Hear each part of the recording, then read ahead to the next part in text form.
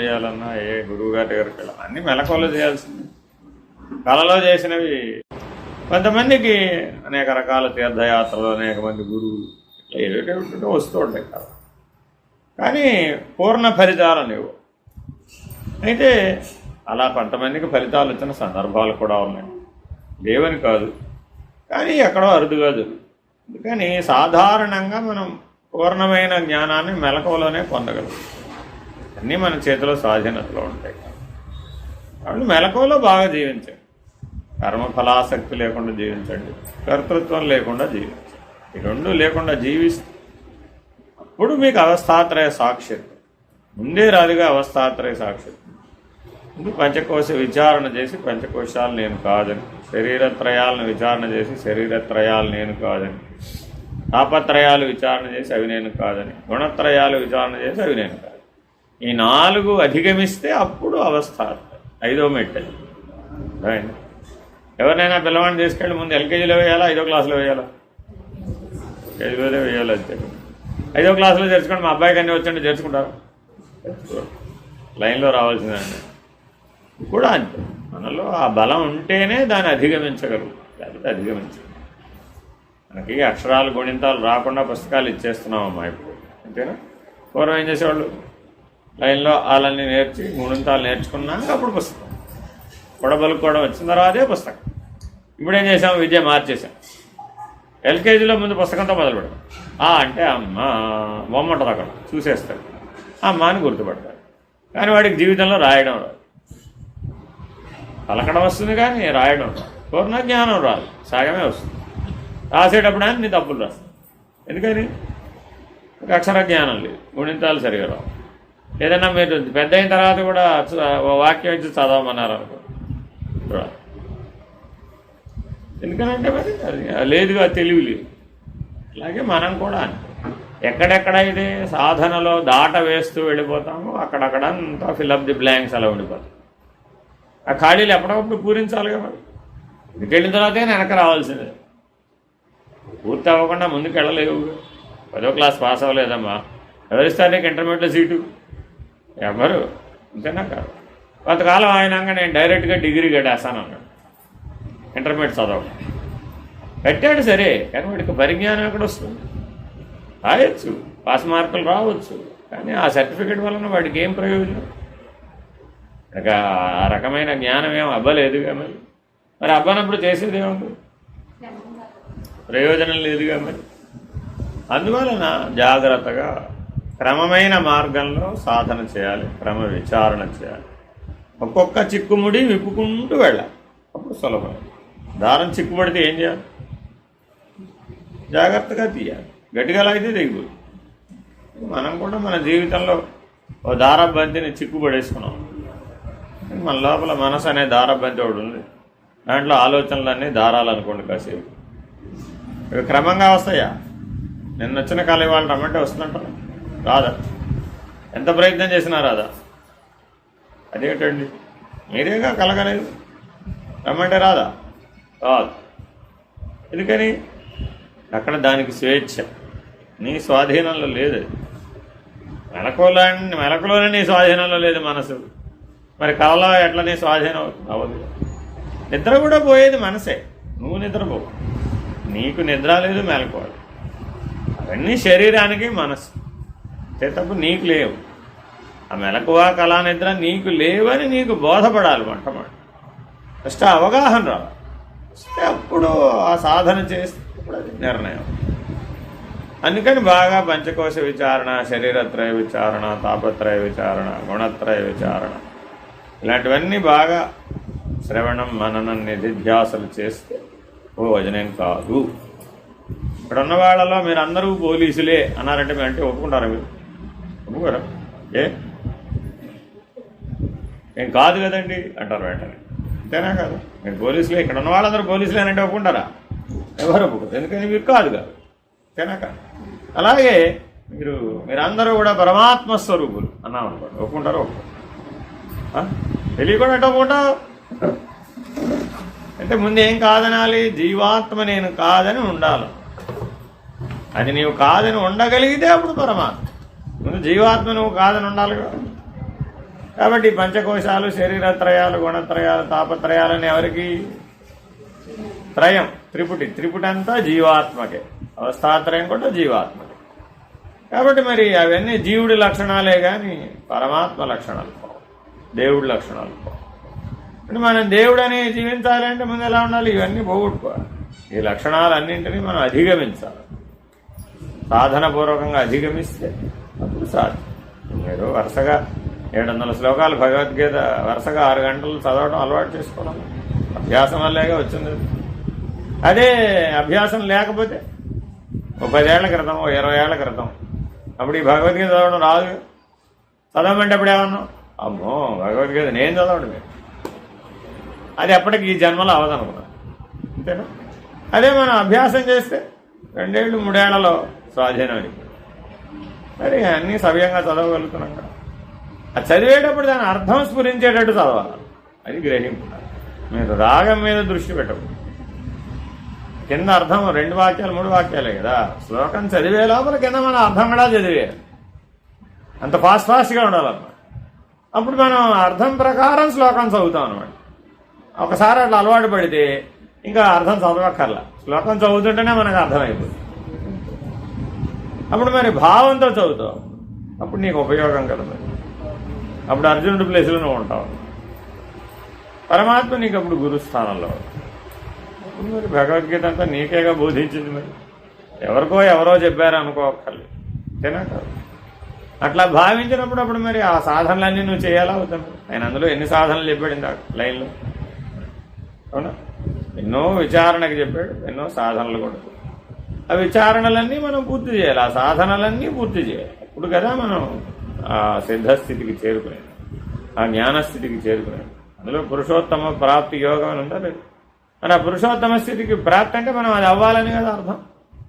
మీకు ఏదైనా ఒకటి ప్రాప్తించింది, అది మీదైపోతుందా అవదా? ధనం ప్రాప్తించింది అంటే ఎవరిదంటే నాదే అంటారు కదా. అంతేనా? వాహనం ప్రాప్తించింది ఎవరిదంటే అదే. అలాగే మీకు ఈ వాహనం ప్రాప్తించింది, శరీరం ప్రాప్తించింది, వాహనం. అంతేనా కాదు? మరి దాన్ని సద్వినియోగం చేయాలా వద్దా? ఎప్పుడు చేస్తావు? పరమాత్మ చెప్పినట్లుగా మనం జీవిస్తాం. భగవద్గీతని ఆచరణపూర్వకంగా జీవించాలంటే అవగాహన అవ్వాలా ఉంటారు.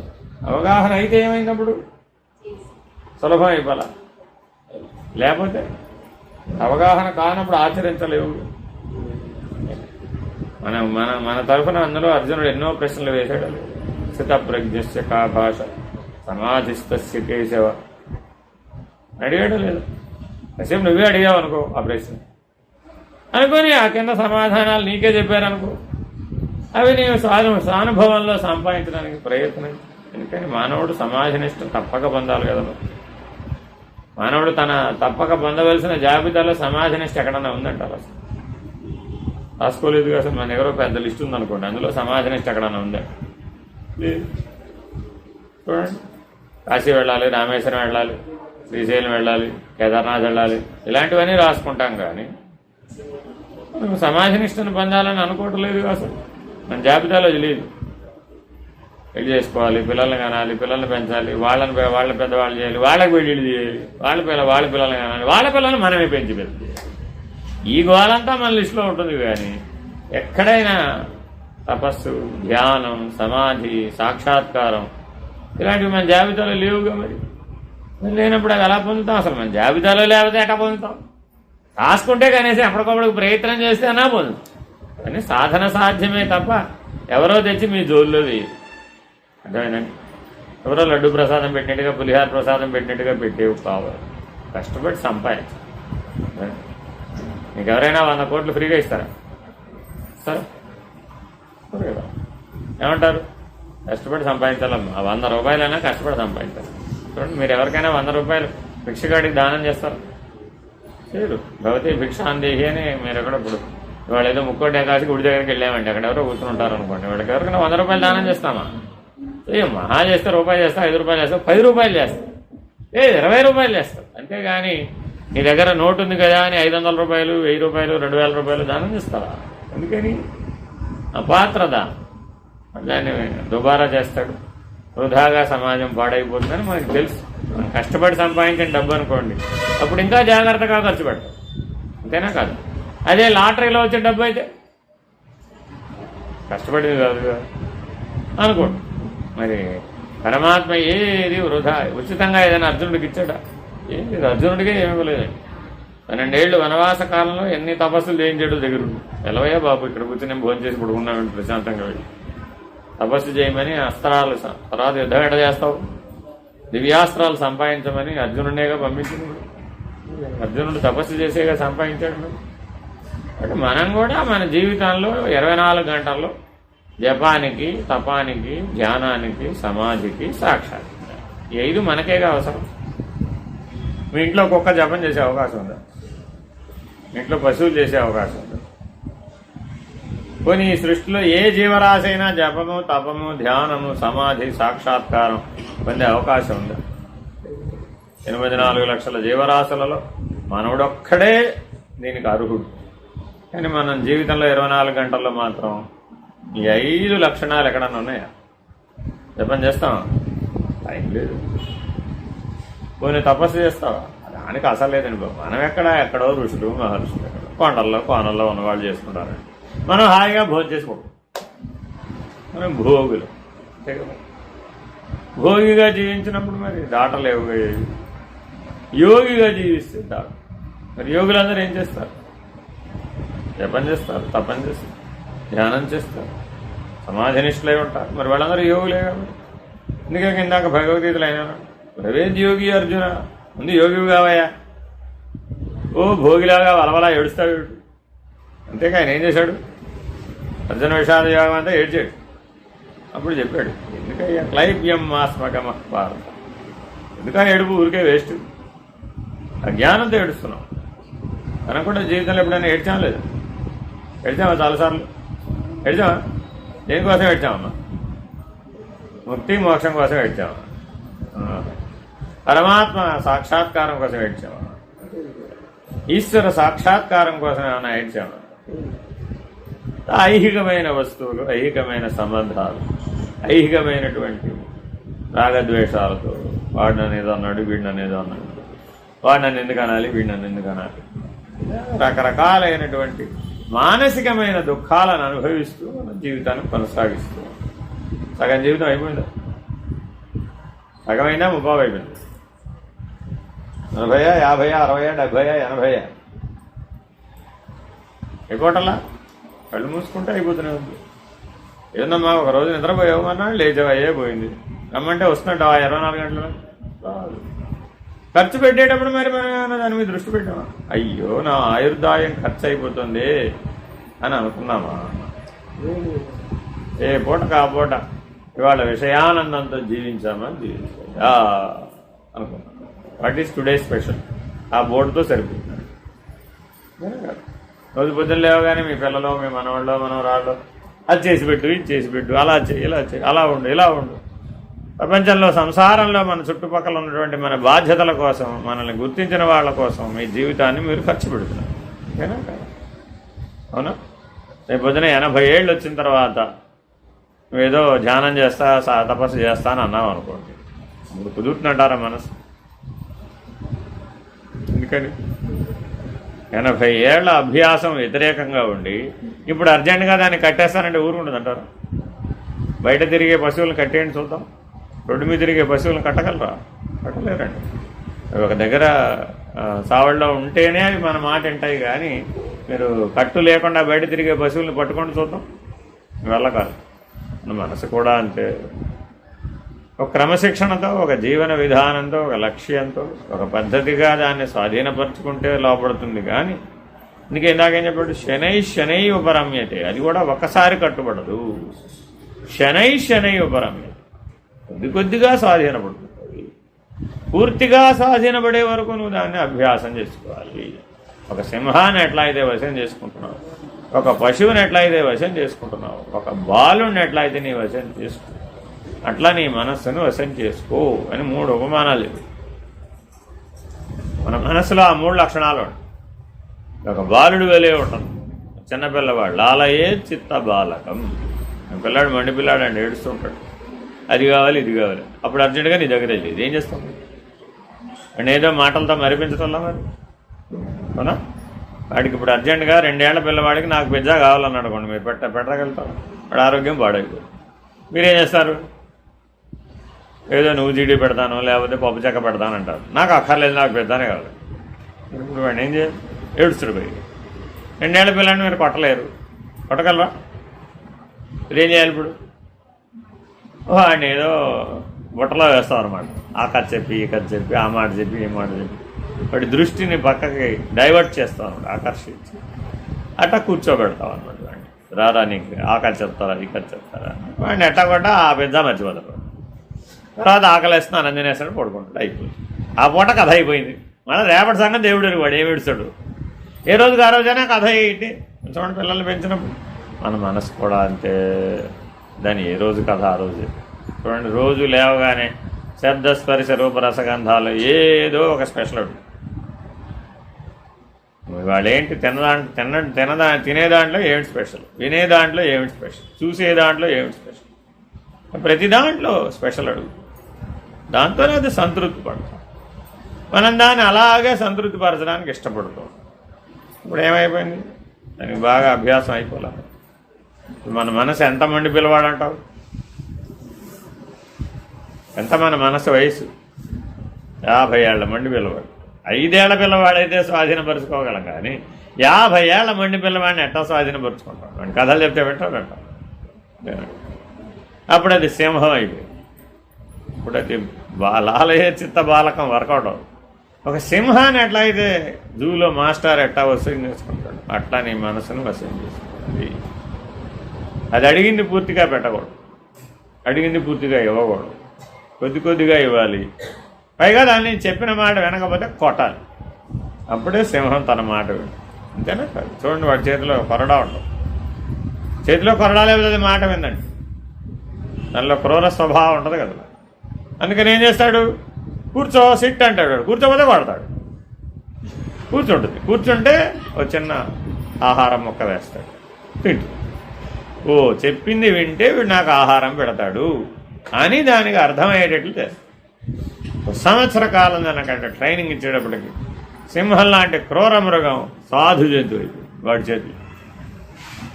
ఎట్ట మారిపోయింది? కానీ మనిషి అంత తెలివైన వాడు. సింహాన్ని పులిని కూడా తన మాట వినిపిస్తాడు, కానీ తన మనసుని వినిపించమంటే మాత్రం ఏమీ లేదు. గోవింద నారాయణ.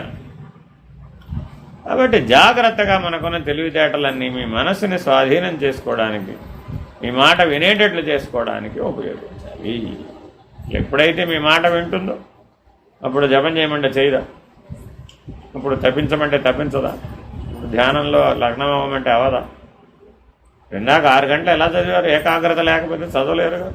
ఆగుతూ వెళ్ళి చూద్దాం, 16 గంటలు పడుతుంది. అది చూడండి, మీరు గడిగడిగా ఆగారనుకోండి, ఇంకా 6 గంటలు పడుతుంది. అదే బిగిన మీరు ఆపకుండా చదువుకుపోగలిగే శక్తి వచ్చింది కాబట్టి 6 గంటల్లో పూర్తి చేశారు. అంతేనా? ఇట్లా అభ్యాసంతో అన్నీ సాధ్యమే. సాధన చేయకపోతే ఏది సాధ్యం. నా వల్ల ఏమవుతుంది? ముందు మనలో అధైర్యం ఉంటుంది. ఏదైనా చెప్పామనుకోండి, నా వల్ల ఎక్కడో, నా వల్ల కాదు. ఇప్పుడు చెప్పేది ఎవరు? నువ్వా నీ మనసా? అంతే.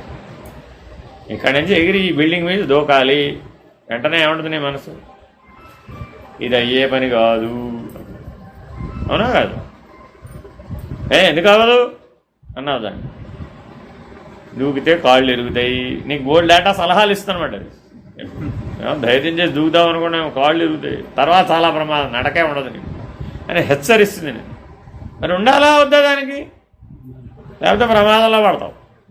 కానీ అదేం చేస్తుందంటే నిన్ను అధైర్యపరచడంలో బాగా తెలివితేటలు వచ్చేస్తుంది. చూడండి, అందుకని ధ్యానం చేయడానికి కూర్చోగానే అన్నీ నీ అధైర్య లక్షణాలన్నీ ఎదుర్కొనే తెచ్చి నీ ముందు. చూడండి, మీరు ధ్యానం మీరు మిగిలినప్పుడు అంతా బాగానే ఉంటుంది. మీరు ధ్యానం చేయడానికి కూర్చోగానే బోల్డ్ ఆలోచనలు వస్తాయి. మామూలుగా పని చేసుకున్నప్పుడు ఏ ఆలోచనలు రావు. నేను ధ్యానం చేస్తాను, 1 గంట సేపు నువ్వేం మాట్లాడమాకాను, ఏమీ వదిలిపెట్టదు. 1 గంట సేపు ఏదో ఒక ఆలోచన నడుస్తున్నాయి. మరి అన్ని ఆలోచనలు లోపల జరుగుతుంటే ధ్యానం ఎట్టా కుదురుతుంది?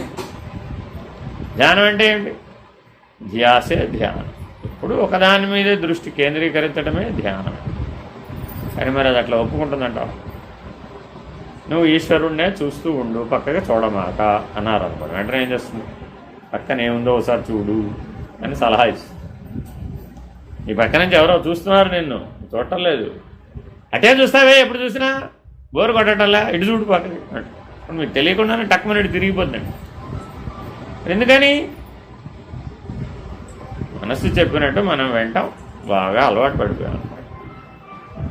కాబట్టి సేవకుడు చెప్పినట్టుగా యజమాని వింటున్నాడు, పనిముట్టు చెప్పినట్టుగా, గరిటె చెప్పినట్టుగా మీరు వింటున్నారు. మీరు చెప్పినట్టు గరిటె వినాలా, గరిటె చెప్పినట్టు మీరు వినాలా? వంట చేయాలమ్మా, గరిటె చెప్పినట్టు మీరు వినాలా, మీరు చెప్పినట్టు గరిటె వినాలా? కానీ ఇప్పుడు మన జీవితం ఎలా ఉంది? గరిటె చెప్పినట్టు మనం వింటున్నాం. శారది గారు ఫోన్ చేస్తుంది, అర్థమైందా? మరి జాగ్రత్తగా ఆలోచించండి. సమంజసమేనంటారా? గరిటె చెప్పినట్టు మనం వినొచ్చు, తప్పు కదా. గరిటె చెప్పినట్టు, గిన్నె చెప్పినట్టు వినొచ్చు, అనకూడదు కదా. మనం చెప్పినట్టు అవి వినాలి కదా, అప్పుడే కదా వంట సరిగ్గా తయారై. అవి చెప్పినట్టు మనం వింటే ఇక అది తయారైనట్టే, ఇంకోటి ఎవరన్నా తిన్నట్టే, మనం తిన్నట్టే. ఎప్పటికైనా అవుతుందంటారు అట్లా. సో కాబట్టి మన జీవితం ఏదో జీవాత్మగా విషయాలతో వ్యవహారంతో మనం జీవించేటప్పుడు ఏదో కాసేపు సంతోషం, కాసేపు సుఖం, కాసేపు దుఃఖం, కాసేపు రాగం, కాసేపు ద్వేషం, కాసేపు శీతలం, కాసేపు ఉష్ణం, కాసేపు జయం, కాసేపు అపజయం, ఇట్లా ద్వంద్వాలతో సాగిపోతుంది మన జీవితం. అంతే కదా. రోజంతా 24 గంటలు సుఖమేనంటారు కాదా? 24 గంటలు సుఖం కాదా? అప్పుడప్పుడు దుఃఖం మనం పలకరిస్తూ ఉంటుందా? ఎందుకు పలకరించాలి? అన్నీ ఉన్నాయిగా, మనకేం లేవు. కూడు గూడు గుడ్డ ఉన్నాయి, చదువు ఉంది, కుటుంబం ఉంది, తినడానికి భోజనం ఉంది, ఉండటానికి ఇల్లు ఉంది, వేసుకోవడానికి వస్త్రాలు ఉన్నాయి, కుటుంబం ఉంది. ఏం లేవు మనకి? ఇప్పుడు దేశం ఉంది, మంచి హిందూ ధర్మం ఉంది, దేవాలయాలు ఉన్నాయి. ఏం లేవు ఇప్పుడు మనకి? ఏం లేవని అడగండి దాన్ని. నీకేం లేవమ్మా ఏడవడానికి అని అడిగితే ఏం చెప్తుంది? ఓ కొండ మీద కోతుని చూపిస్తుంది, అది లేదు. ఏం లేదంటే మనసు ఏం చేస్తుంది? ఊరుకోదు అదేమి. ఏమి లేదంటే అదేంటి, నీకు అది లేదుగా అని ఒకటి చూపిస్తుంది. ఇంకా అయిపోయాయి ఆ కొండ మీద కోతిని దించడానికి ప్రయత్నం. తీరా అక్కడికి వెళ్ళి చూస్తే ఆ కొండ మీద కోతి లేదు. ఇప్పుడు ఏం చేయాలి? ఈ కొండ మీద లేదు, ఇంకో కొండ మీద ఉంది. మన మనసు అంత తొందరగా వినదండి. చూడండి మీరు, అవునా కదా? మీరు ఏదైనా ఒక వస్తువు కొనాలనుకున్నప్పుడు షాప్కి వెళ్ళారండి, అక్కడ లేదు, ఏం చేస్తారు? వాడిని అడుగుతావు, ఎంక్వైరీ చేస్తావు. నీ దగ్గర లేదు, సరే ఎక్కడ ఉంటుందో చెప్పంటావు. వాడేదో చెప్తాడు, సిటీకి అమ్మోలు ఆ చివరి ఇంకో షాప్ ఉంది, అక్కడ ఉండదు. మళ్ళీ ఓ రోజు ఇప్పుడు పని కట్టుకుని ఆ చివరికి పోతుంది. అక్కడికి వెళితే ఈవిడికి నచ్చింది లేదు, ఉంది కానీ ఈవిడికి నచ్చింది లేదు. మళ్ళీ చూడండి అక్కడ కూడా. ఇప్పుడు ఏం చేయాలి? కొనేయాలంటావా, నచ్చిందే కొనాలంటావా? నచ్చితేనే ఉంటుంది. ఇప్పుడు వస్తువు ఉంది కదా అని కొనండి. ఇప్పుడు చూడండి మళ్ళీ వెనక్కి వచ్చేస్తుంది. ఏమోనండి అక్కడ వెళ్ళాను కానీ నచ్చలేదండి, అందుకని నువ్వు కొనలేదండి. ఇప్పుడు మనసులో ఏం మిగిలిపోయింది? ఎక్కడో ఒక చోట ఆ వస్తువు, నచ్చే వస్తువుని పట్టుకోవాలి. ఇప్పుడు ఈవిడ కంచి వెళ్ళినా, ధర్మవరం వెళ్ళినా, ఆఖరికి కాశీ వెళ్ళినా కూడా దేనికోసం వెతుకుతూ ఉంటుంది? ఆ వస్తువు గురించే వెతుకుతూ. కాశీ వెళ్ళి విశ్వేశ్వరుని ఏమడుతుందయ్యా అంటే, ఫలానా రంగున్న, ఫలానా డిజైన్ ఉన్న సిల్క్ చీర కొంటాను, నేను కాశీ వచ్చాను, అలా అది ఎలాగోలా లభించాడు చూడవయ్యా బాబు. దేశం అంతా తిరుగుతున్నది కనపడలేదు, నాకెంతో అసంతృప్తిగా ఉంది. శంకరా కొద్దిగా ఈ కోరిక తీర్చేసేవయ్యా బాబు, ఇంకా నేనేం అడగనంటే. విశ్వేశ్వర దర్శనానికి వెళ్ళి ఏమడిగింది ఇప్పుడు ఈవిడ? సిల్క్ చీర అడిగి. పరమేశ్వరుడు కరుణామయుడు కాబట్టి ఒకవేళ లభిస్తే లభించవచ్చు. ఇప్పుడు ఇంక మళ్ళీ ఏం అడగదా ఈవిడ? ఆలోచించండి. నిజంగా ఆ వాగ్దానాన్ని నిలబెట్టుకుంటుందంటారా? ఎందుకని?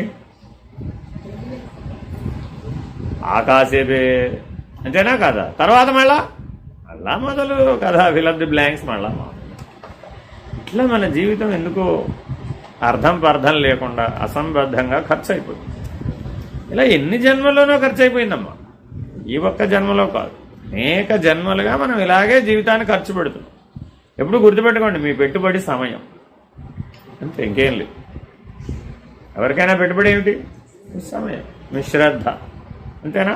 మీ సమయం, మీ శ్రద్ధ అంతా కూడా ఒక అశాశ్వతమైనటువంటి వస్తువు గురించో, ఒక అశాశ్వతమైన సంబంధం గురించో, ఓ అశాశ్వతమైన వ్యక్తి గురించో, లేకపోతే కారణం లేనటువంటి కార్యాల గురించో, ఎప్పటికీ ఫలితాలు రానటువంటి అభూత కల్పనల గురించో. సినిమాలు చూస్తారా లేదా మీరు? సినిమాలు చూసినప్పుడు అక్కడ ఏం కనపడతాయి? ఈ కొండ మీద ఆ కొండ మీదకి హీరోయిన్ దూకేస్తుంది అంతే. ఎప్పుడన్నా ట్రై చేశారా మీరు జీవితంలో? ఏమవుతుంది మనం ట్రై చేస్తే? పెను ప్రమాదం వస్తుంది.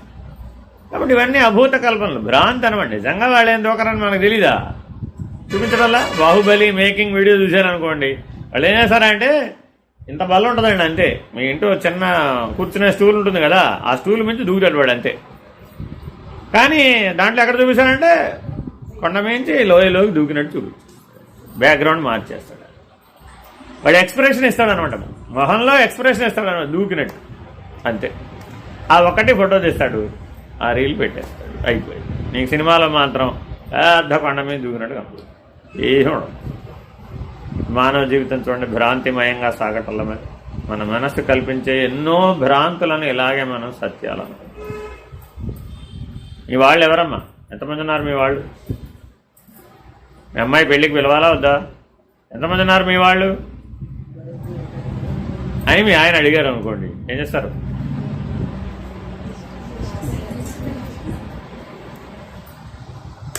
అందరు మా వాళ్ళే. అబ్బా, వాళ్ళలో ఎవరు నిన్ను మృత్యువులో కాపాడగలరు? పెద్ద నిద్ర వస్తే ఎవరైనా కాపాడతారు? మీ వాళ్లే కదా, కాపాడాలా వద్దా? ఏదైనా శుభకార్యం అంటే పిలిస్తే వస్తారేమో కానీ వాళ్ళందరికీ ఫోన్ చేసి నాకు అర్జెంటుగా కష్టం వచ్చింది, వచ్చి నాకు ఒక 4 రోజులుండి మా ఇంట్లో అన్ని పనులు చేసి పెట్టండి అని అడగండి. ఎవరినైనా ఎవరైనా వస్తారంట? ఒక్కరు రారా? మీ వాళ్ళు ఎవరు రారా? అయ్యో, మరి కష్టం వస్తే కదా మన వాళ్ళందరూ సహాయానికి రావాల్సింది. నాకు కొద్దిగా కాలుకి చేతికి ఇబ్బంది వచ్చింది, ఒక 4 రోజులు మా ఇంట్లో పనులన్నీ చేసి పెట్టండి అని ఎప్పుడన్నా మీ వాళ్ళకి ఫోన్ చేయండి. మీరు అని రాసుకున్న లిస్ట్ అంతా ఉంటుంది కదా, వాళ్ళందరికీ ఫోన్ చేసి అందరికీ ఒకటే కామన్ క్వశ్చన్.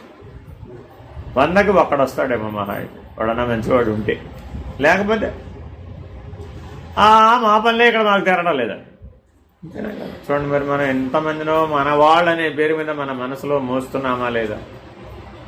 వాళ్ళందరూ ఎక్కడున్నారు ఇప్పుడు? మన మనస్సు మీద ఉన్నారు. దాంట్లో టెస్ట్ వేసుకుని బరువుగా కూర్చున్నారు. మరి పరమాత్మ నీవాడు కాదు, ఈశ్వరుడు నీవాడు. ఎందుకని వాళ్ళ జాబితాలో ఆయన లేడుగా. పూర్వం చూడండి, శుభలేఖ రాయగానే మొదట తిరుమల పంపించడమో, లేకపోతే ఈశ్వరుడు దగ్గర పెట్టడమో, లేకపోతే మీ కులదేవత గుడి దగ్గరకు వెళ్ళి మీ దేవత దగ్గర పెట్టడమో, మొదటి కార్డు తప్పనిసరిగా శ్రీరామ రాసి అక్కడ పెట్టేవాడు. ఇప్పుడు ఏం చేస్తున్నారండి? ఏం లేదండి, ఆ లిస్టులో ఆ దేవుడు లేడు. ఎంతసేపు మీ వాళ్ళెవరు మా వాళ్ళెవరు రాసుకోవడమే. ఇట్లా మన మనసు ఆ బరువు కింద మరి కుంగిపోవటం, నలిగిపోవటం. మరి ఇప్పుడు దానికి విశ్రాంతి కావాలా అవుతా? మరి అదే కళ, అదే నిద్ర. కాబట్టి ఇట్లా మీరు మీ మనసు మీద బరువునంత కాలం వీటిని దేన్ని దాటలేరు. ఇప్పుడైతే మీ మనసు మీద బరువు తీసేస్తారో అప్పుడు మీ మనసు తన యొక్క మూల రూపమైనటువంటి చైతన్య స్థితిని పొంది. దాని మూల రూపం ఏంటంటే చైతన్యం. ఆ చైతన్యం సర్వవ్యాపకం. నీలో ఉంది, నాలో ఉంది, అందరిలో ఉంది. అందరిలో ఈ పంచభూతాలంతటా వ్యాపించి ఉన్నటువంటిది ఒకే శక్తి, అది చైతన్యం. అదే ఈశ్వరుడు, అదే అమ్మవారు, అదే అనిదేవతలు. ఆ చైతన్యానికి అనేక పేర్లు. మనం గుర్తించలేకపోతున్నామని మహర్షులు, ఋషులు రకరకాల రూపాలలో మనం పట్టుకోవడానికి వీలుగా అందించారు. మీ చిన్న పిల్లవాడు మీకున్నాడు అనుకోండి, మీ పిల్లవాడు చేతిలో లడ్డూ పెడితే సంతోషిస్తాడా? శనగపిండి, నూనె, పంచదార అన్నీ విడివిడిగా చేతిలో పెట్టారు, ఏమంటాడు? ఏం చేయాలి ఇప్పుడు నేను వీటి అంటాడా లేదా? అదే మీరు తయారు చేసి లడ్డూ చేతిలో పెడితే కళ్ళు మెరిస్తే ఇది నేను అనుభవించాను, ఇది బాగుంటుందని కూడా తినకముందే వాడు తెలిసిపోయాడు. చూడండి, కాబట్టి నిరాకార నిర్గుణతత్వం ఎట్లా ఉంటుంది? ఏవి కలవండు అని విడివిడిగా ఉంటుంది. అదే సగుణ సాకారం అయ్యేటప్పటికి వెంకటేశ్వర స్వామి ఎలా ఉంటాడు? బాగుంటాడా బాగుండు? ఎందుకు బాగుంటాడండి? పై నుంచి కిందకి అంతా బంగారం ఆభరణాలేనండి బాబు. ఇప్పుడు మనకు నచ్చిన విషయం ఏమిటి? ఇప్పుడు వెంకటేశ్వరుడు పెట్టుకున్న ఆభరణాలా? ఏమండి ఇంకేం బాగుందండి అంటే ఏం చెప్తారు? పై నుంచి కిందకి ధగధగా వెలిగిపోతున్నాడండి బాబు. ఎందుకు వెలిగిపోతున్నాడమ్మా? ఏంటండి బాబు 333 కోట్ల రూపాయల ఆభరణాలు ఆయన వంటి మీద. కాబట్టి ఇప్పుడు మనకు నచ్చింది ఏమిటి? ఆయన ఆభరణాలే తప్ప ఆయన కాదు. అక్కడ కూడా భ్రాంతే. ఇక్కడ మనసు ఎక్కడికక్కడ ఏం చేస్తూ ఉంటుంది? తనకు నచ్చిన అంశాన్ని పట్టుకుంటుంది, యథార్థాన్ని వదిలేస్తూ ఉంటుంది. ఇప్పుడు గుర్తుపెట్టు. అప్పుడేమైపోయినప్పుడు నిజంగా వెంకటేశ్వరుడు ఆభరణాలు లేకుండా కనపడితే, ఒకవేళ మీరు ఎప్పుడైనా వెంకటేశ్వర స్వామి మహత్యం సినిమా కానీ పుస్తకం కానీ చదివారా? అందులో ఆయనకి ఏం ఆభరణాలు ఉండవండి. మీరు గమనించుకుంటే మామూలు మనలాగానే ఉంటాడు ఆయన. ఒంటి మీద చిన్న బంగారం లేదు ఆయనకి పెళ్లి చేసుకునే సమయం. ఎందుకని? వైకుంఠంలో లేడు కదా ఆయన. ఎక్కడున్నాడు? దిగి వచ్చేసాడు కదా మానవలోకంలో. మనలాగానే ఉన్నాడు. ఆ గోకుళమాత దగ్గర ఋష్యాశ్రమంలో ఉన్నాడు. మరి ఆయన దగ్గర ఏమి నారచీరలు తప్ప ఏమీ లేవు. అందుకనే కుబేరు దగ్గర అప్పు తీసుకున్నాడు. లేకపోతే ఆయన దగ్గర ఏమిటి అప్పు తీసుకోవడం? ఎందుకు? పెళ్లి చేసుకోవడానికి అప్పు తీసుకున్నాడు. అదేగా కథ. మరి ఆయన దగ్గర ఏమీ లేదు. ఒక్క నగా నట్రా కూడా లేదు. మరి ఇప్పుడు అట్లాంటి వెంకటేశ్వరుడు మీకు ఒకవేళ కనపడ్డాడు అనుకోండి, మీరు పోల్చుకోగలుగుతారట? నిజరూప దర్శనం కలిగింది అనుకోండి, పోల్చుకుంటారా మీరు? ఈయన వెంకటేశ్వరుడు ఎందుకు అవుతాడు? ఈయన కాదు. ఈయన ఎందుకని? మన దృష్టిలో ఉన్న వెంకటేశ్వరుడు వేరే. ఇలాగే మనం ఊహించుకున్న దేవతలందరూ ఇలాగే ఉంటారు. అవి నిజ రూపాలు కావు. అర్థమైందండి? మూల రూపాలు ఏమిటంటే లడ్డూకి మూల రూపాలు ఏమిటి? శనగపప్పు, అంతేనా? తర్వాత నూనె రావాలా వద్దా? నూనె ఎక్కడి నుంచి వస్తుంది? పల్లీలోంచి నూనె తీయాలి కదా. అసలు ఇంకా ముందు బయటికి రాలేదు కదా, ఇంకా ప్రాసెస్ అవ్వలేదు. పప్పులన్నీ ఎదురుకుండా పెట్టామండి. ఇవన్నీ కలిపితే లడ్డు అన్నాం అవుతుందంటారా? ఎన్మయానందలో పాట చెప్తారు. ఆయన స్వర్గానికి ఒకసారి పిలిచారట, వెళ్ళారట. ఏమిటయ్యా మీ స్వర్గం స్పెషల్ అన్నారట. ఇక్కడ ఏదైనా మీరు అనుకోండి అయిపోతుంది అన్నారు. మీకు ఏది కావాలంటే అది ఇస్తామన్నారు. ఏమడుగుతాం మనం? నేను సన్యాసిని, నాకేం అక్కర్లేదన్నారు. అదండి మీరు స్వర్గం వచ్చారు కదా, ఏదోటి కోరుకోండి. ఏదోటి కోరుకుంటే మీకు మా లోకం స్పెషల్ ఏమిటో మీకు తెలుస్తుంది. సరే ఒక యాపిల్ ఇవ్వండి అయ్యా అన్నారు. అయిపోయింది. ఇందులో వాళ్ళతో వెళ్తా మాట్లాడుతున్నారట. గంట అయినా యాపిల్ ఇవ్వలేదు, ఏమి లేదు. రోజంతా వెయిట్ చేశాట, యాపిల్ రాదు. అడిగారట, ఏమయ్యా పొద్దున అనగా అడిగితే అడగంగానే వచ్చేస్తున్నారు కదా, యాపిల్ ఇవ్వలేదంట. అదేంటంటే పొద్దునే ఇచ్చేసాం కదా మీకు అన్నారు. ఏదైనా మీకు కవర్ ఇచ్చాను చూసుకోండి, అందులో ఉంది. కవర్లో యాపిల్ ఎక్కడ కనపడలేదు, ఒకసారి తీయండి అన్నారు. తీసి అందులో యాపిల్ విత్తనాలు. అందులో ఏమన్నాయి? అదేంటి యాపిల్ విత్తనాలు ఇచ్చి యాపిల్ ఇచ్చారంట. మా దగ్గర అంతేనండి, ఈ విత్తనాలు పట్టుకెళ్ళి మీరు భూమి మీద నాటి బాగా యాపిల్ చెట్టు పెంచితే ఒక్క యాపిల్ ఏం కర్మ, 100 యాపిల్ తినచ్చు. స్వర్గంలో సిద్ధించడం అంటే పద్ధతిది. ఇప్పుడు యాపిల్ విత్తనాలు మీ అబ్బాయి చేతిలో పెట్టి ఇదే యాపిల్ అంటే మీ అబ్బాయి ఊరుకుంటాడంటో. మన మనసు కూడా అంతే, లేనిపోని ఊహలన్నీ చేస్తూ స్వర్గానికి వెళ్తే అది అవుతుంది, నరకానికి వెళ్తే ఇది అవుతుంది. ఇదంతా మనసు భ్రాంతి చెందుతుంది. అందుకని ఎప్పటికైనా మీరు మీ మనసుని స్వాధీనపరచుకోవాలి. దానికి ఇంద్రియ నిగ్రహం ఉండాలి, సరైనటువంటి సాధన ఉండాలి. అప్పుడే మీరు దాన్ని స్వాధీనపరచుకోవాలి. మీ శరీర ప్రాణ మనోబుద్ధులు మీ స్వాధీనమైన నాడే మీరు మీ చైతన్య స్వరూపులని తెలుసుకోవాలి. లేకపోతే ఈ నామరూపాత్మకమైనటువంటి శరీరమే నేనుగా మనం జీవిస్తాం. మీరందరూ స్త్రీ శరీరం ధరిస్తే స్త్రీగా, పురుష శరీరం ధరిస్తే పురుషుడుగా, ఆ ఉపాధి నేను అనుకుని మనం జీవిస్తున్నామా లేదా? మీ కళలో కూడా మీరు ఎప్పుడైనా పురుషులుగా వచ్చారా? రారా? అయ్యో, కళలో మీకు స్వేచ్ఛ ఉందిగా, లేదా? కానీ మీరు కళలో కూడా స్త్రీగానే భావిస్తారు, పురుషుడిగా భావించలేదు. ఎందుకని? మీ మనసు అలాగే అలవాటు పడిపోయి. పొరపాటును కూడా మీ ఆయనకున్న స్వేచ్ఛ నీకు ఇస్తే నువ్వు మీ ఆయనలాగా ప్రవర్తిస్తావా అంటే నువ్వులాగానే ప్రవర్తిస్తావు. కళలో కూడా నువ్వు మార్చుకోలేవు కదా, ఎందుకని స్వభావజని. అందువలన మనకున్న అజ్ఞానం మనతో పాటే కళలో కూడా పనిచేస్తుంది. కానీ జాగ్రత్తగా విచారణ చేసి ఈ పంచకోశాలు నేను కాదని, ఈ శరీరత్రయాలు నేను కాదని, ఈ తాపత్రయాలు నాకు కాదని, ఈ గుణత్రయం నాకు లేనిదని చక్కగా మనం అధిగమించిన నాడు అప్పుడు అవస్థాత్రయాన్ని మనం దాటగలుగుతాం. ఏనాడు మీరు అవస్థాత్రయాన్ని దాటి తురిగే స్థితిలో ఉంటే ఆనాడే ముక్తులు. ఏ బంధమో ఉండదు. తురియ నిష్ట రాకుండా ఎవరికి బంధం తొలగదు. ఒక బంధం ఉంటున్నాయి. మీరందరూ మీకు బంధం ఉందనుకుంటున్నారా లేదనుకుంటున్నారా? ఉందా లేదా? ఉందా లేదా బంధం? లేదా? లేదనే వాళ్ళకి శరీరం ఉందా లేదా అని అడగాలి.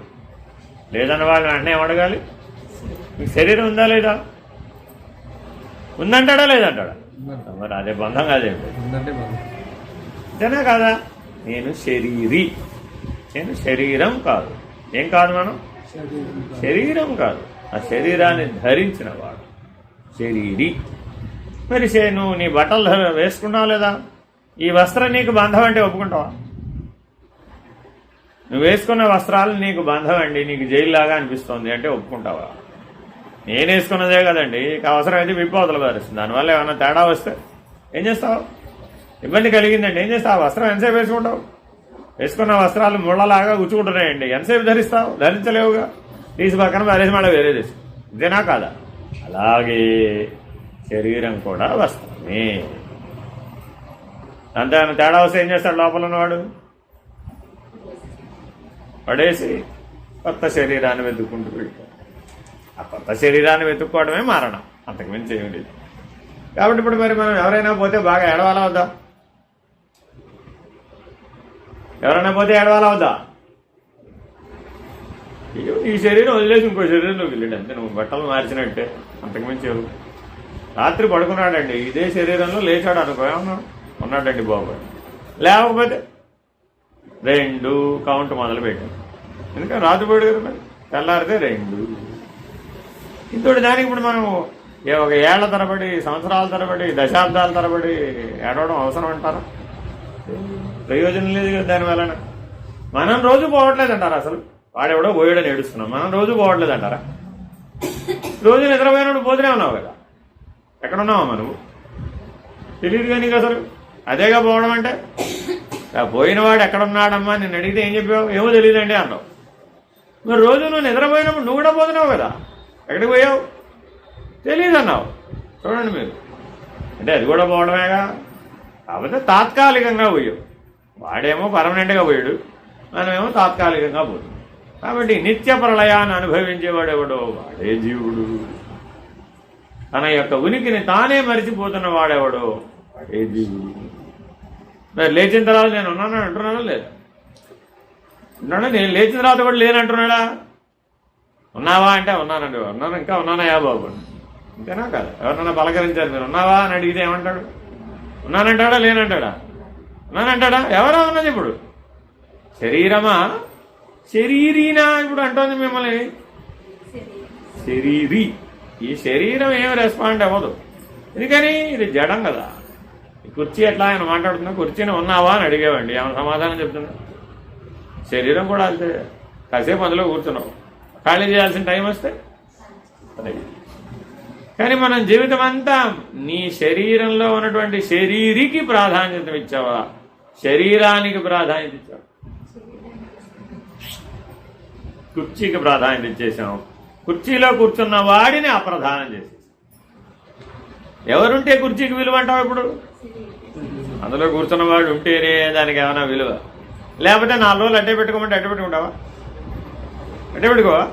అదేంటమ్మా, 40 ఏళ్ళు, 50 ఏళ్ళు, 60 ఏళ్ళు, 70 ఏళ్ళు కలిసి జీవించమంటే జీవిస్తారు. కానీ భార్యాభర్తలు ఎవరైనా ఒకరు పోతే ఆ పోయిన ఆయనో ఆవిడనో 10 రోజులు అడ్డే పెట్టుకోమంటే అడ్డే పెట్టుకుంటావా?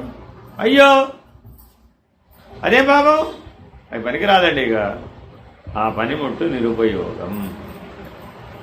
అందులో ఉన్నవాడు లేడు కదా, వాడున్నంతసేపే ఆ పనిముట్టు ఏమైనా ప్రయోజనం.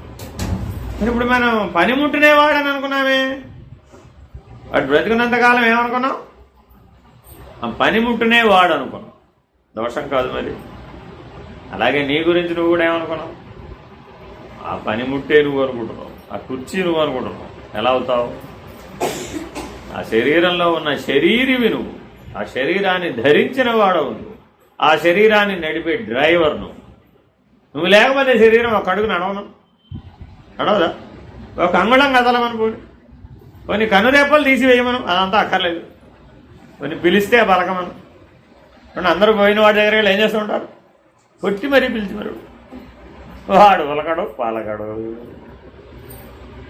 అయ్యో, మరి పనిముట్టుకి జీవితం అంతా ఒక జ్ఞానంలో మనం ఒక భ్రాంతిలో పనిముట్టే ఈ కారే నేను అనుకుంటున్నాను. కారు నడిపే డ్రైవర్ అయ్యా బాబు. కారు తనంతర తానే పరిగెడుతుందా? మరి కారుకి ఏమైనా అయితే డ్రైవర్కి అయిపోయినట్టుగా బాధపడతాడా? కారుకి ఏదో రిపేర్ వచ్చిందండి, డ్రైవర్ తనకి హార్ట్ ఆపరేషన్ చేసినట్టుగా బాధపడిపోతాడు. ఏం బాధపడు, ఏమంటాడు? కొద్దిగా రిపేర్ వచ్చిందండి, రేపు రిపేర్ చేసి ఎల్లుండి రెడీ అండి బాబు అంటే. అంతేనా కాదా? మనం కూడా ఏం చేస్తున్నాం? ఈ కారుకి ఏదో రిపేర్ వస్తూ ఉంటుంది, అప్పుడు ఏం చేస్తుంటాం? కంటి డాక్టర్ దగ్గరికి, కంటి సమస్య అయితే కంటి డాక్టర్ దగ్గరికి, పంటి సమస్య అయితే పంటి డాక్టర్ దగ్గరికి వెళ్ళి రిపేర్ చేయొచ్చు. అప్పుడు అక్కడ నీకు రిపేర్ చేశాడా, నీ పనిముట్టుకు రిపేర్ చేశాడా? శవాన్ని పట్టుకెళ్ళి కొద్దిగా రిపేర్ చేయమంటే చేస్తాడట, చేయడా? అదే ఇది పనికిరాదయ్యా బాబు. ఏమి రిపేర్ చేసినా ఇది పనికిరాదు తేల్చేసాడు. కాబట్టి వాడు కూడా ముందు వైద్యం చేయాలంటే ఎవరున్నారో లేదో డిసైడ్ చేసుకున్నాడు. లోపల డ్రైవర్ ఉన్నాడా లేదా? ఆత్మానం రథినం విద్ధి. భగవద్గీత ఊరికే చదువుకోవడం కాదు, ఆ చదివిన శ్లోకాలు ఇవన్నీ ఉన్నాయి. ఆయన ఆత్మరధికుడు, శరీరం రథం. మరి రధికుడు ప్రధానంగానే రథం కాదయ్యా బాబు. కానీ మనం నిజ జీవితం అంతా ఎట్లా జీవిస్తున్నాం? రథమే ప్రధానం. అద్దం ముందు నిలబడి చూసుకుంటే మనకి మనం కనబడుతున్నావా లేదా? డ్రైవర్ కనబడుతున్నాడా, కారు కనబడుతుందా? అద్దంలో డ్రైవర్ కనబడుతున్నాడా, కారు కనబడుతుందా? కారే కనబడుతుందా? చూసుకుని మనం ఆహా బాగుందని అనుకుంటున్నావా లేదా ప్రతిరోజు? ఇప్పుడు డ్రైవర్ బాగున్నాడా, కారు బాగుంది? కారు బాగుందని డ్రైవర్ సంతోషపడుతున్నాడు. కానీ మనం ఆ లక్షణాలన్నీ ఎవరివి? అవి కారు. నీవు కావాలి, నువ్వు శాశ్వతుడవు. నువ్వు కావాలంటే ఎన్ని శరీరాలైనా మార్చగలవు. ఇప్పటికి ఎన్నో లక్షలు మార్చేవాడు, నువ్వేం మారవు, నువ్వు అవినాశి. అందుకే ఆయన సాంఖ్యయోగంలో ఏం చెప్తాడు? నైనం చిందంతి శస్త్రాణి నైనం దహతి పావక నచైనం క్లేదయంత్యాపో నశోషయతి మారుత. అందరికి వచ్చే శ్లోకం. కానీ అది నీ గురించే చెప్పాడని నువ్వు అనుకున్నావా? గురించే చెప్పాడు. నీలో ఉన్న ఆత్మస్వరూపం గురించే చెప్తున్నాడు ఆయన. నీలో ఉన్న నేను అంటున్నావు కదా, నేను ఆత్మస్వరూపం అయ్యా. అదని ఏం చేయలేదు. నీరు తడుపజాలదు, అగ్ని ఆర్పజాలదు, వాయువు ఎగరగొట్టజాలదు, తడుపజాలదు. అంటే దాన్ని దహనం చేయడం కుదరదు. అది ఎప్పుడూ ఉంటుంది.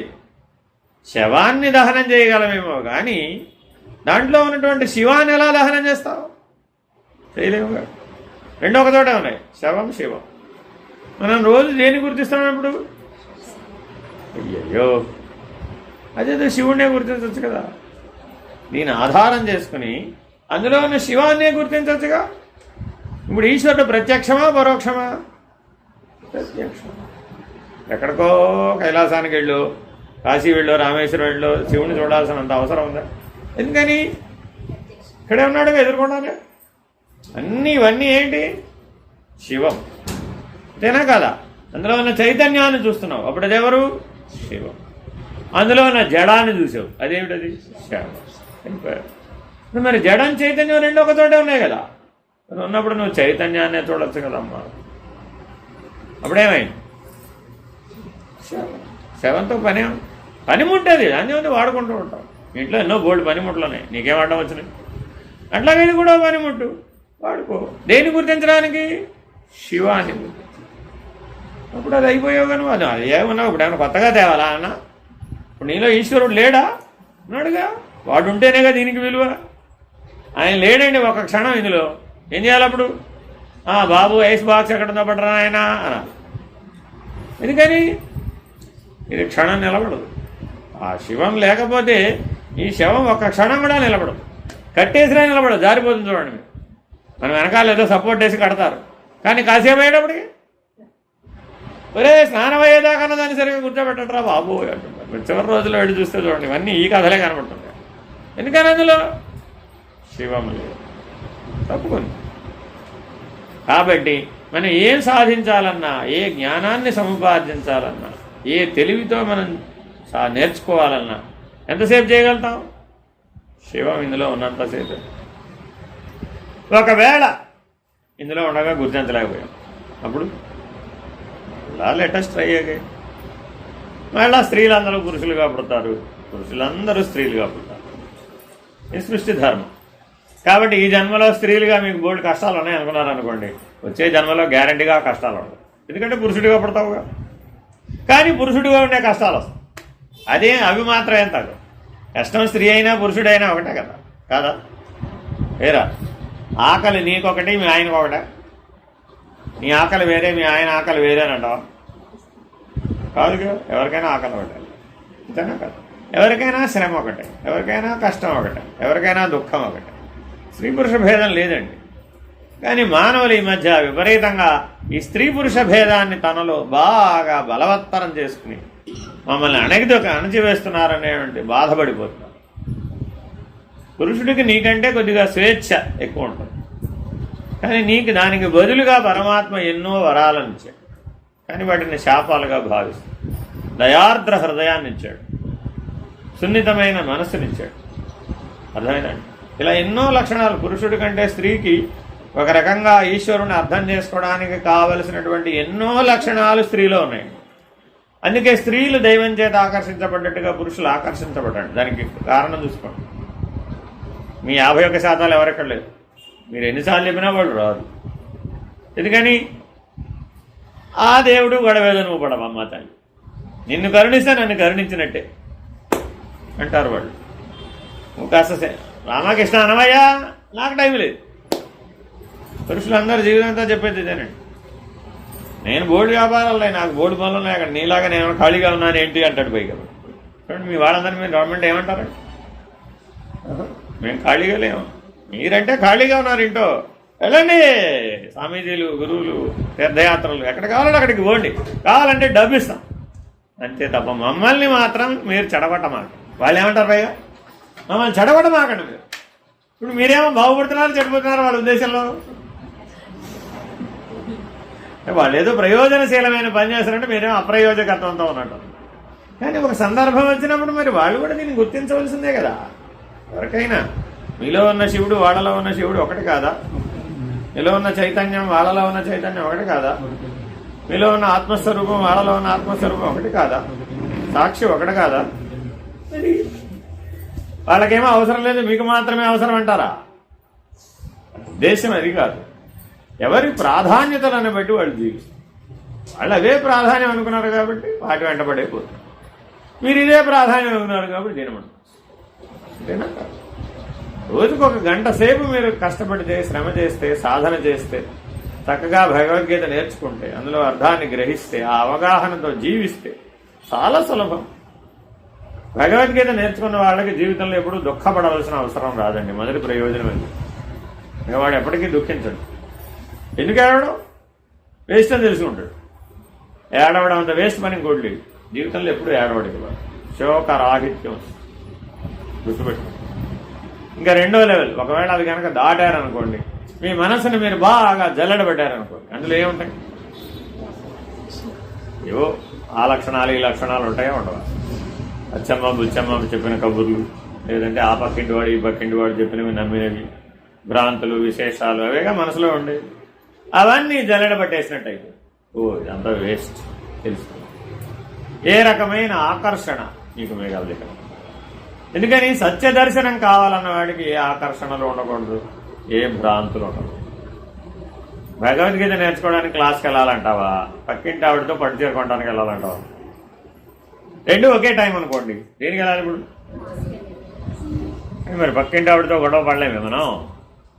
ఇప్పుడు ఎలా? ఆవిడ కనబడబడల్లా అంటూ ఉంటుంది.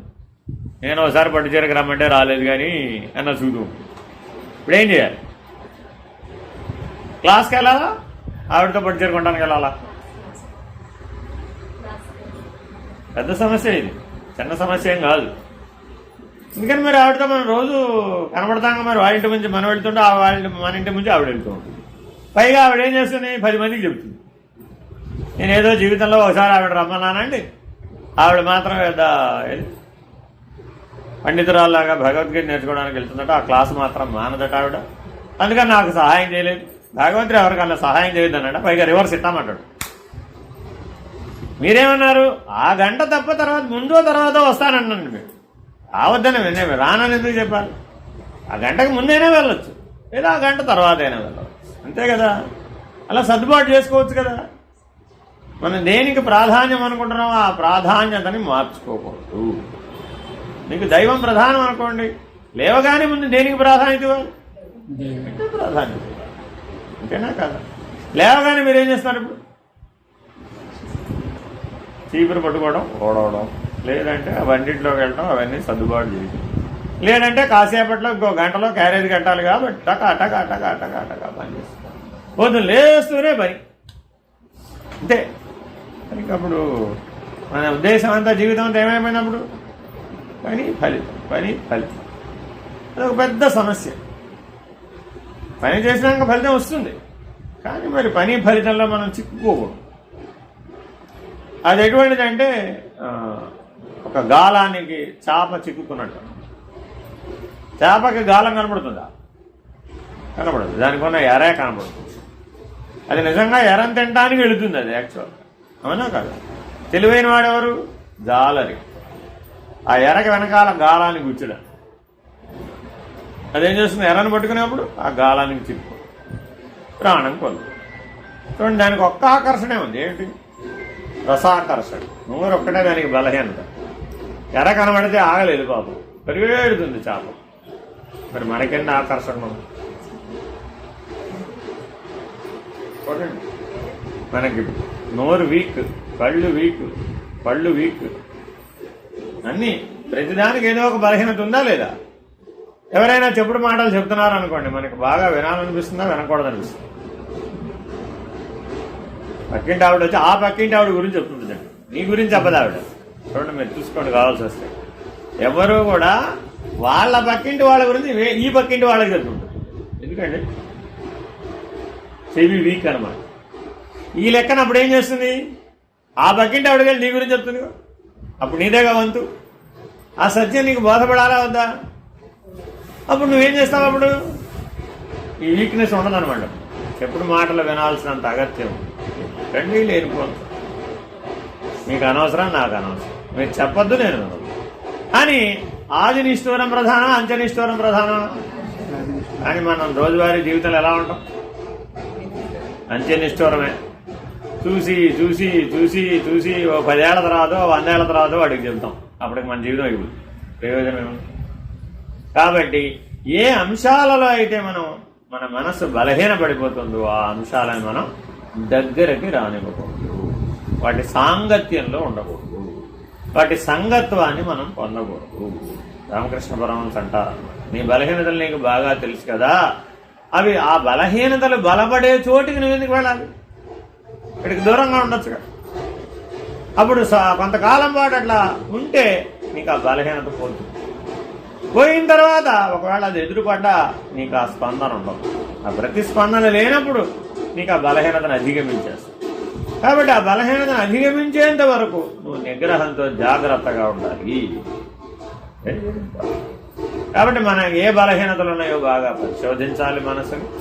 ఆ బలహీనతలను పోగొట్టుకోవడానికి తగిన సాధన చేసి మనసుని మనం స్వాధీనం. ఈ మనసును స్వాధీనపరచుకోవడమే అంతర్ముఖం. అర్థమైందండి? ఎన్ని గంటలు ఉంటాం మనం రోజు మొత్తం మీద? 24 గంటలు అంతర్ముఖం. ఎన్ని గంటలు ఉంటామండి? నిద్రపోయినప్పుడు తప్ప. నిద్రపోయినప్పుడు ఎలాగో అంతర్ముఖమే, అప్పుడు బహిర్ముఖం లేదుగా. బయట ఏం జరిగినా మనకు తెలియదు. కానీ మనం నిద్రపోయేలో ఒక 6 గంటలో 8 గంటలో తీసేస్తే మిగిలిన 16 గంటలో 18 గంటలో మరి మనం అంతా బహిర్ముఖమేనా? ఎక్కడైనా కళ్ళు మూసుకొని అంతర్ముఖంలో ఉంటున్నామంటారు. ఒకవేళ పొరపాటున మీరు కళ్ళు మూసుకుని కూర్చున్నారు అనుకోండి, మీ కుటుంబ సభ్యులందరూ ఏం చేస్తారు? వచ్చి లేపుతారు. కొద్దిగా లేచి మంచినీళ్ళు, ధ్యానం చేసి ఆవిడ దగ్గరకు వచ్చి కొద్దిగా లేచి టీ పెట్టి ఎందుకని ధ్యానం చేస్తే సన్యాసి అయిపోతాడు. సంసారాన్ని వదిలేసి, ప్రపంచాన్ని వదిలేసి, ఇల్లుని వదిలేసి ఆశ్రమాలు పట్టుకుని ఏ ఋషికేశో హరిద్వారో కర్రబట్టలు కట్టుకుని వెళ్ళిపోతారు. వాళ్ళ భయం. అందుకని మిమ్మల్ని ఈ మార్గంలో వెళ్ళనివ్వరు అనమాట. బాగా సీరియస్గా ఉన్నారనుకోండి, మీరు ఇక అయిపోయిందిరా బాబు, ఇప్పుడు అందరినీ వదిలేసి ఇంకా సన్యాసం పుచ్చుకోవడమే లేట్ అంతే. ఎప్పుడో ఒకసారి బట్టలు మార్చుకొని రుద్రాక్షమాలను వేసుకుని, మీరు ఇప్పుడు ఆల్రెడీ అర్చనలు చేసి రుద్రాక్షమాలు వేసుకుని ఉన్నారనుకోండి, వాళ్ళకి ఇంకా కన్ఫర్మ్ అయిపోతుంది. పెద్ద పెద్ద విభూతి బొట్లు పెట్టుకుని పెద్ద పెద్ద రుద్రాక్షమాలలు కూడా వేసుకుని మీరు రోజు శివార్చన చేశారనుకోండి, ఏమనుకుంటారు అప్పుడు? అయిపోయింది, సగం సన్యాసం ఆల్రెడీ. ఏది ఈ కాస్తగే అయ్యోరా, అంత సులభంగా సన్యాసం వశపడేటట్లయితే వాటికి ఎంతమందో కోట్ల మంది సన్యాసులు ఉండాలి ఈ ప్రపంచం. లేదే మరి. ఇక్కడో సరైనటువంటి వాళ్ళ అరకొరగా ఉన్నారు సమాజం. మన జీవితం చూడండి, ఎంత మనం బలహీనంగా జీవిస్తున్నాం. ఈ ప్రాధాన్యత ఈశ్వరుడైనా కూడాను ఆ ఈశ్వరుడు కోసం సమయాన్ని గడపడానికి ఎన్నో ఆంక్షలు నీ చుట్టూ. ఈ టైం లోపలే వెళ్ళాలి, ఈ టైం లోపలే రావాలి, ఇక్కడికే వెళ్ళాలి, ఇక్కడికే వెళ్ళకూడదు, నేను ఉంటేనే వెళ్ళాలి, నీ పక్కన ఎవరైనా ఉంటేనే వెళ్ళాలి. చూడండి ఎన్నో. అవునా కాదు? ఇవన్నీ అవసరమా కాదా? అవసరమా కాదా? మనం బలహీనలమైతే అవన్నీ అవసరం, మనం బలవంతులమైతే. మీరు వెళ్ళి పట్టుచీర కొనుక్కుంటానండి, ఒక్కళ్ళనే పంపిస్తాను. అదే మీరు ఎవరైనా స్వామీజీ వచ్చారు, గుడికి వెళ్తున్నాను, నేను ఉపన్యాసానికి వెళ్తాను, నేను కూడా వస్తాను. ఎందుకని? ఒకవేళ ఆ స్వామీజీ నేను కట్టే సన్యాసం ఇచ్చి పట్టుకోవచ్చు, నా సంగతేమో. ఎంత భయమో వాళ్ళకి. మీకు అంతే భయం. వాళ్ళ గురించి చెప్తున్నాను, మీరు ఆనందపడుతున్నారు, కానీ మీకు కూడా వాళ్ళ గురించి అంతే భయం. మీరు ఇక్కడ ఉండగా వాళ్ళు మీకు ఫోన్ చేసి, అమ్మా నేను పలానా స్వామీజీతో వెళ్ళిపోతున్నాను, సన్యాసం పుచ్చుకున్నాను అంటే మీరేం చేస్తారు? అమ్మో ఇప్పుడు ఈ కుటుంబ భారానంతా నేనే మొయ్యాలి కదా అని గుబేలు పట్టు. సహజం కదా అది, ఇరుపక్షాలలో ఉంటుందమ్మా. నా ఉద్దేశం ఏంటంటే, ఏదో వదిలి ఎక్కడికో పారిపోవడం సన్యాసం. ఇప్పుడు గుర్తుపెట్టుకో, మనసుని ఆత్మస్థితిలో లయం చేయడమే సన్యాసం. మీ స్వాధీనంలో ఉండాలి. దాన్ని పట్టుకెళ్ళి ఎక్కడ పెట్టాలి? పరమేశ్వరుని పాదాల ఎందుకు పెట్టాలి, ఈశ్వరుని ఎందు లయం చేయాలి. ఏ ఆంక్షలు మీ మీద పని చేయవు, ఏ నిబంధనలు మీ మీద పని చేయవు, నీకే బంధం ఉండకూడదు. స్వేచ్ఛగా ఉండాలి. ఏంటంటే ప్రతివాడు స్వేచ్ఛగా పుడుతున్నాడు, స్వేచ్ఛగా చచ్చిపోతాడు. వాడి మరణాన్ని ఎవరైనా శాసించమని చూద్దాం. పట్టుకుంటే అవుతుంటావు మరణం. ఓ వారం రోజులు అయిన తర్వాత చనిపోమంటే చనిపోయేవాడిని అవుతాడంటావు.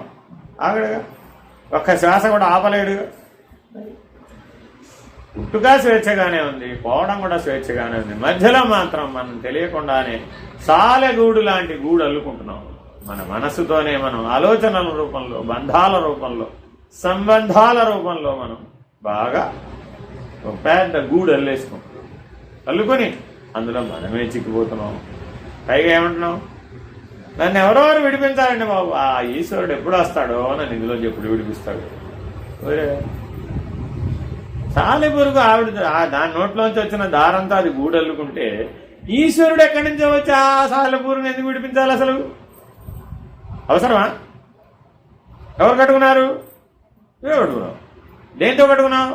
నీ ఆలోచనలతో కట్టుకున్నావు, నీ భ్రాంతులతో కట్టుకున్నావు, నీ ఆసక్తులతో కట్టుకున్నావు, నీ ఆకర్షణలతో కట్టుకున్నావు, నీ అజ్ఞానంతో కట్టుకున్నావు. అదే నీకు నివాసం అని కట్టుకున్నావు. అంతేనా కదా? ఇప్పుడు మన దీనికోసం కైలాసం నుంచి ఈశ్వరుడు రావాలి. దేనికి? దీంట్లోంచి బయటపడే ఎప్పటికైనా వస్తాడంటావు. చాలా మంది ఇలాగే పిలుస్తుంటారు, ఏడు కొండలవాడ ఎక్కడున్నావో దేవుడు రావయ్యా బాబు, నన్ను కాపాడవయ్యా అని పిలుస్తుంది. వస్తాడంటావు ఎప్పటికన్నా. ఎందుకని? ఆయన అక్కడ ఉన్నాయి, నీకు తెలియదు అంటావా? మనం ఏం కట్టుకున్నాము? మన బంధాలు ఏమిటో మనకు తెలియదు. మనకే తెలిసినప్పుడు పరమేశ్వరుడు తెలియకుండా. కాబట్టి అజ్ఞానంతో వ్యవహరించకూడదు, అవిద్యతో వ్యవహరించకూడదు, భ్రాంతితో వ్యవహరించకూడదు. మీ రోజువారీ జీవితంలో మీరు చక్కగా సాధనకి సమయాన్ని కేటాయించాలి. భగవద్గీత కనీసం బాగా క్షుణ్ణంగా చదువు. సందేహాలు వస్తే అప్పుడు ఇంకా అంతకంటే ఉత్తమమైన శాస్త్రాలు, వివేక చూడమని, అష్టావక్ర గీత ఇలాంటి శాస్త్రాలన్నింటినీ బాగా అధ్యయనం చేసి మనకున్నటువంటి అజ్ఞానాన్ని పోగొట్టు. అర్థమైంది? సాంఖ్య తారక అమనస్క విధిలో ఎవరో ఒక గురువు దగ్గర నుంచి విద్యను అభ్యసించాలి. అప్పుడే మనం మనకున్నటువంటి అజ్ఞానాన్ని పోగొట్టుకోవాలి. కాబట్టి అటువంటి సరి అయిన విద్య నేర్పేటటువంటి గురువుని ఆశ్రయించాలి. సాంఖ్య విచారణ ద్వారా ఇవన్నీ భ్రాంతం తెలుగు. ఆ తారకమైనటువంటి సాధన ద్వారా నీవు ఏది అందుకోవాలో అది నీకు ప్రత్యక్షము. ఆత్మసాక్షాత్కారం, ఆత్మానుభవాన్ని పొందాలంటే ఆత్మసాక్షాత్కారం, ఈశ్వరుడుగా అనుభవం పొందాలంటే ఈశ్వర సాక్షాత్కారం. అలా ఈ సాక్షాత్కారం అంతా తారకమనే అనుభవం ద్వారా, తారకమనే సాధనల వలన అనుభవ సిద్ధమవుతుంది. ఒకసారి ఆ అనుభవ సిద్ధం, ఆ సిద్ధస్థితిని పొందితే నీవు సహజంగానే అమనస్క స్థితిలో ఉంటావు. ఎందుకని చైతన్యంలో ఈ మనసు లేదు కాబట్టి. సూర్యుడిలో చంద్రుడు ఉన్నాడా లేడా? సూర్యుడిలో చంద్రుడు ఉన్నాడా? మరి సూర్యుడు వెలుగు ముందు చంద్రుడు మనకు కనపడతాడా? కాబట్టి సూర్యుడు ఉన్నంతసేపు చంద్రుడు కనపడ్డు, చంద్రుడు కనపడంతసేపు ఒకడుంటే ఒకటి లేదు. ఎప్పుడైతే మీకు మీ చైతన్యం, మీ ఆత్మ సాక్షాత్కారం కలిగిందో ఈ మనస్సు అనే చంద్రుడు ఉంటాడు. కేవలం చైతన్యం అనే సూర్యుడే ఉంటాడు, ఆత్మ అనేటటువంటి సూర్యుడే ఉంటాడు, జ్ఞానం అనే సూర్యుడే ఉంటాడు. ఈ కాసేపు కనబడిపోయే అజ్ఞానం అనేటటువంటి మనస్సు ఉండదు. ఈ మనస్సు చంద్రుడు. కాబట్టి సూర్యుని వెలుగులో చంద్రుడు ఎట్టా కనపడకుండా పోతాడో అలాగే మీరు ఆత్మ సాక్షాత్కారాన్ని పొంది ఆత్మభావంలో మూడవస్థలలో స్థిరంగా గనక ఉన్ననాడు మీ మనస్సు అసలు లేనిదని మీకే అర్థమైంది. లేని మనస్సుని మనం ఉన్నదని బాగా పట్టుకుని వేలాడి భ్రాంతి చేత దానికే బలం చేకూర్చి మనం బలహీనలమైపోతాం. కాబట్టి మనసు లేనిదని చూచుటయే మార్గం.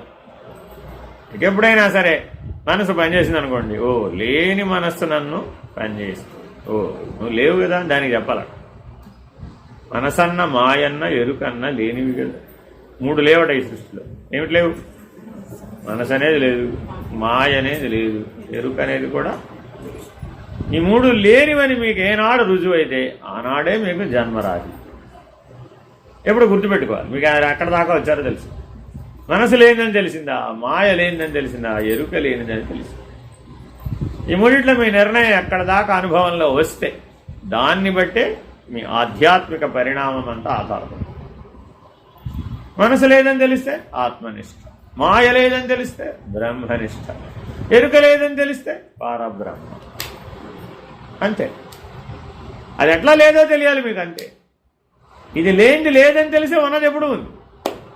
ఉన్నదానికి ఏ మార్పు లేదు, ఆత్మకి మార్పు లేదు, బ్రహ్మానికి మార్పు లేదు, పరబ్రహ్మమునకు మార్పు లేదు. అర్థమైనా? మీరు 36 గుళ్ళకి వెళ్ళవచ్చేమో కానీ గుళ్ళో ఉన్న దేవుడు మారిపోతాడంట. మీ తాతగారు వెళ్ళినా ఆ దేవుడే, మీ నాన్నగారు వెళ్ళినా ఆ దేవుడే, మీరు వెళ్ళినా ఆ దేవుడే, మీ పిల్లలు వెళ్ళినా ఆ దేవుడే. దేవుడు ఏమన్నా మారిపోయాడా? మారలేదు. అంతేనా కదా? మీరు మారవచ్చేమో కానీ, భక్తులు మారవచ్చేమో కానీ భగవంతుడు మారతాడా? మారడు కదా. అలాగే మనసు అనేది తాత్కాలికమైనటువంటిది, మాయ అనేటటువంటిది తాత్కాలికమైనటువంటిది, ఎరుక అనేది కూడా తాత్కాలికమైనటువంటిది. ఈ సత్యం మీకు ఏనాడు బోధపడి లేనిది లేకనే పోయిందని కనుక మీరు తెలుసుకోగలిగిన నాడు ఉన్నది ఎప్పుడూ ఉంటుంది. కాబట్టి మనం రెండు నిర్ణయం పొందాలి. ఏంటిది? ఉన్నది ఎప్పుడూ ఉన్నది, లేనిది ఎప్పుడూ లేదు. మనమంతా బంధం దేని చేత?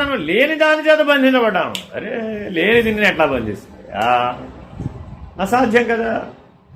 ఈ ప్రపంచంలో ఎవరైనా దేవుడు నన్ను బంధించాడని చెప్తాడంట. ఎవరికైనా కంప్లైంట్ ఉందా? దేవుడి వల్ల నాకు బంధం ఏర్పడిందండి బాబు అనం కదా. ఎందుకని? అన్ని బంధాలని తొలగించేవాడు ఎవడో వాడే దేవుడు. కాబట్టి ఆత్మ చేత, ఈశ్వరుడి చేత, బ్రహ్మము చేత, పరబ్రహ్మము చేత ఎవరికి ఏ రకమైన దుఃఖము రాదు, ఏ రకమైన బంధము లేదు.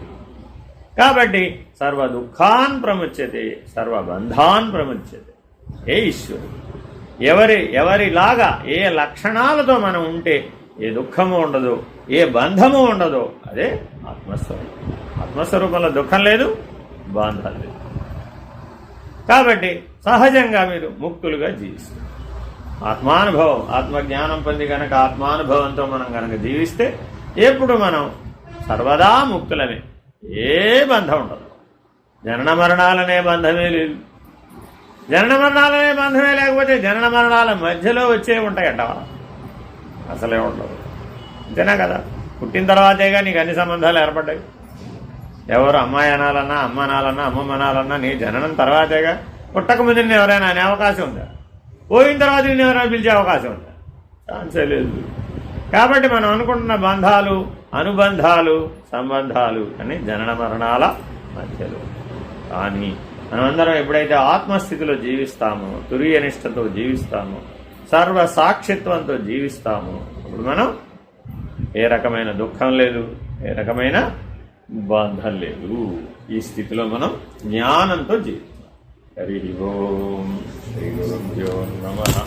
హరి ఓం. పూర్ణమద పూర్ణమిదం పూర్ణాత్ పూర్ణముదచ్యతే పూర్ణస్య పూర్ణమాదాయ పూర్ణమేవావశిష్యతే. ఓం తత్సత్. ఓం శాంతి శాంతి శాంతి. హరి ఓం శ్రీ గురుభ్యో నమః. హరి ఓం.